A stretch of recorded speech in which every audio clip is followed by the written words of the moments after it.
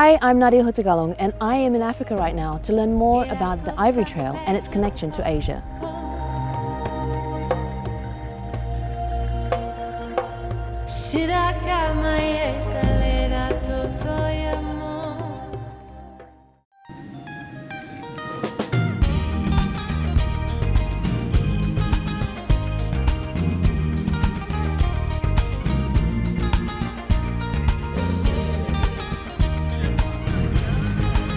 My travel companion is Tammy Matson. And this is someone who's really dedicated to the work that she's doing, and these are the people that I truly admire. Right? There's a giraffe, there's a giraffe. No way! I'm a wildlife conservationist and author. I've been working on elephants since 2005. We thought that the serious poaching for elephants passed in the 80s. The worldwide ivory ban was put in place in 1989, and then that caused a drop in the poaching after that. But something changed in the last few years. More and more elephants are being killed at really crazy rates. Something like 30,000 a year was what people were talking about. And I'd seen the facts and figures, but what I wanted to do by going to Kenya was actually see what was happening on the ground. It's really a learning journey for me. There's different conversations around ivory and elephants, and I think it's important, especially because Asia is driving this demand right now. So I figure there's no better way to learn than actually to see for myself and to bring someone like Tammy with me who has a better understanding of this world. How are you? Today we went to the David Sheldrick Wildlife Trust, and this is where all the orphans go. These are the baby elephants that have been orphaned because their mothers mostly have been killed by poachers for their ivory. Did they know? They know it's feeding time because they get fed every 3 hours. Oh, the sound is so gorgeous, isn't it? I'm not giving you this unless you finish the first one.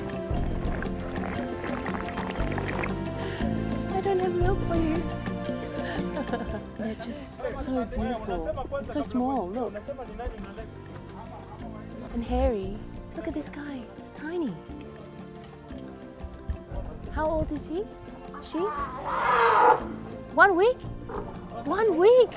You know, of course, the instant reaction is these guys are so cute. And then the second thing that happens is they think, my goodness, they're here because they don't have moms anymore. They don't have a chance if they're in the wild. And so these guys in green are the ones who give them the second chance at survival. They're the mummies.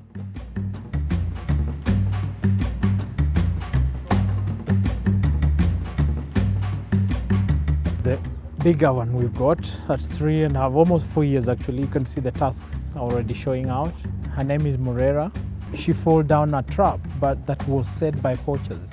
You know that the elephant comes, assuming that they're stepping on the grass, they fall down the trap, they get spiked, which is poison. They just die in there, and the poachers easily come and cut off the tusks. But she was very lucky because she was discovered within the first few minutes or so. Then we brought her in, we treated the poisonous part of it, but one leg got broken because this trap was too deep. Yeah. And she will stay with us for a long period until when she speaks is when she can go out and join the rest of the others.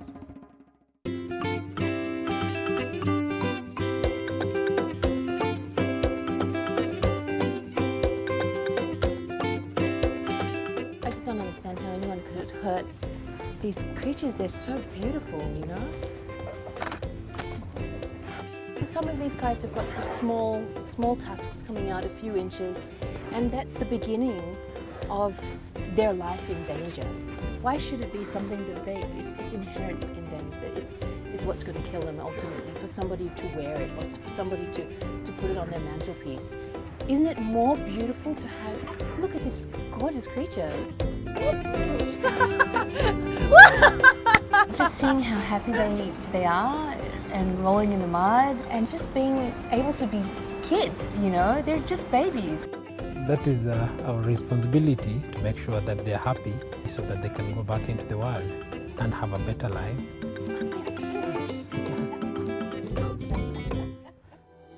Edwin, who was their chief keeper, he obviously loves these elephants. So we met these amazing guys who live with the elephants. We met the elephants themselves, which was just pure joy.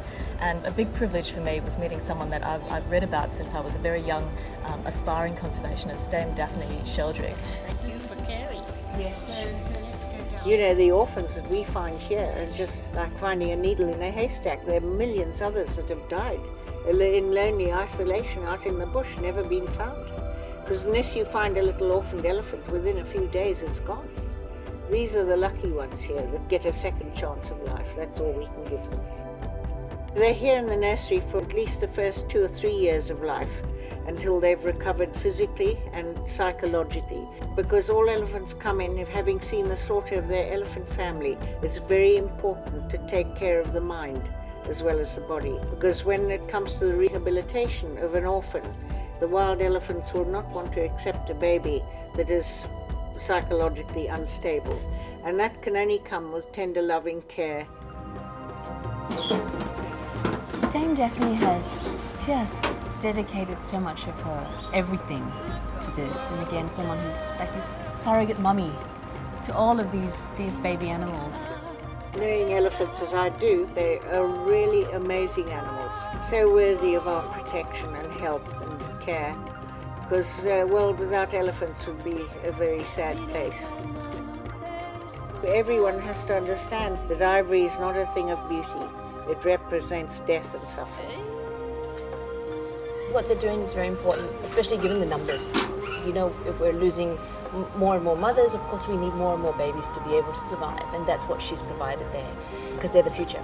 You know, the 100 or 200 elephants that come through, they're the future. Without them surviving, what do we have?